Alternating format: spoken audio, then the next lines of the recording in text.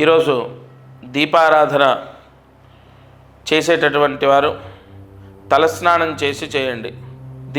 అందరూ ఇంటిల్లి పాదిలి తలస్నానం చేస్తే మంచిది, లేకపోతే దీపారాధన చేసేవాళ్ళు చేయాలి.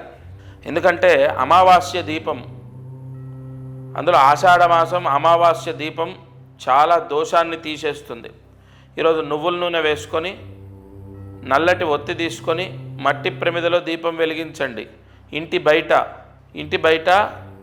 దీపం పెట్టాలి. ఎక్కడ? మీ ఇంటి బయట వసతిని బట్టి తులసమ్మ దగ్గర,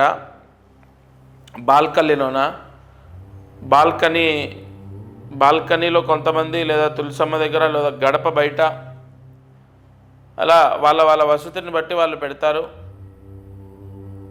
అపార్ట్మెంట్స్లో, పూరి గుడిసెల్లో, బంగ్లాల్లో, సొంత ఇంట్లో ఈ కార్యక్రమం చూసేవాళ్ళు అనేక మంది.